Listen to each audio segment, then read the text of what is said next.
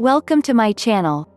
I will tell you about 5 books you've never heard of that will change your life today. Reading is important to me. It's how I spend most of my days. It's also the source of knowledge, which is why I read well over 100 books a year. Reading alone, however, isn't enough. What you read matters. Most of us read the wrong things.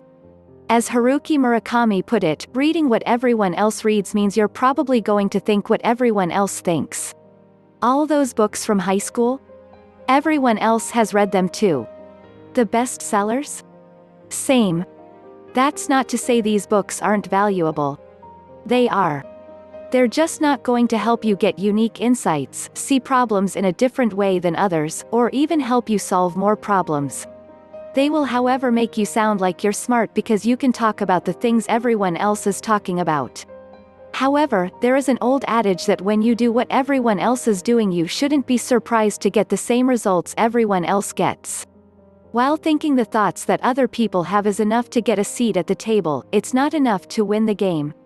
To win, you need to see things that other people can't see. You need to connect things that other people can't connect. Reading can help you develop insights, connections, and understanding that baffles others. To do this, you can't, however, follow in the same footsteps as everyone else because that leads you down the same path. With that in mind, here are 5 books that you've probably never heard of. And one you have that will change your life and enable you to see the world in a new light. 1. Collected Maxims and Other Reflections by La Rochefoucauld. La Rochefoucauld's critical and pithy analysis of human behavior won't soon be forgotten.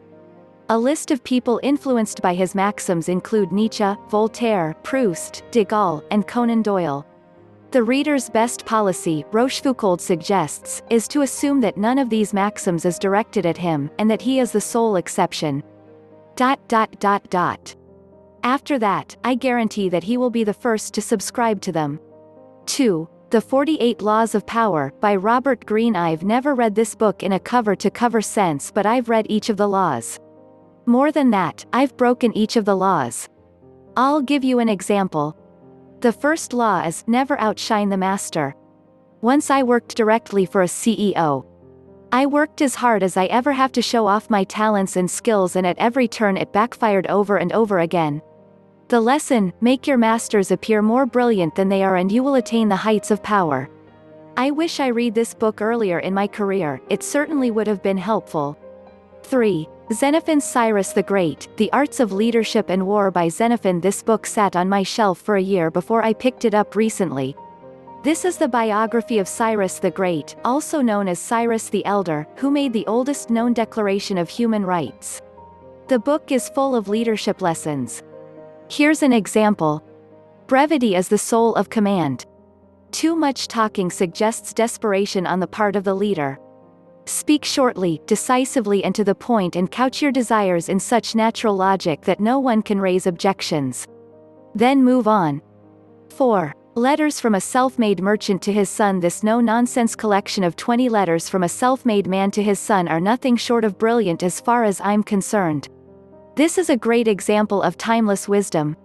The broad theme is how to raise your children in a world where they have plenty, but the lessons apply to parents and non-parents alike. Check out a sample.